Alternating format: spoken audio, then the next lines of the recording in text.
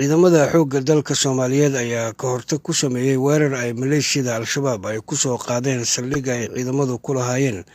deegaanka Daynunay oo qiyaastii 25 kiiloomitir dhanka bari uga beegan magaalada Baydhabo. Saraakiisha howlgalka ciidamada wadda oo la hadlay idaacadda codka ciidamada qalabka sida ayaa sheegay inay ciidamadu ka feejignaayeen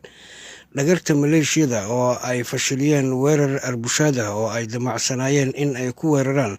xero ay ciidamadu ku sugnaayeen. Saraakiisha ayaa sidoo kale sheegay inay ciidamadu yihiin kuwo xilli walba ka feejigan weerarada gaadmada ah ee argagixisada looga bartay, halkaasina ay jab xooggan oo dhimasho iyo dhaawacba leh lagu gaarsiiyey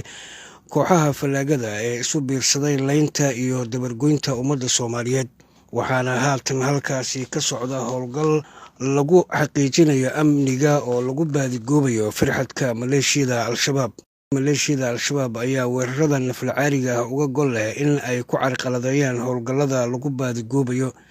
balse ciidanka xoogga dalka Soomaaliyeed ayaa sii kordhiyey howlgallada ay dalka kaga sifaynayaan goobaha ay argagixisada kaga dhuumaaleysanayaan dalka, taasi oo si weyn loo wiiqay awooddooda.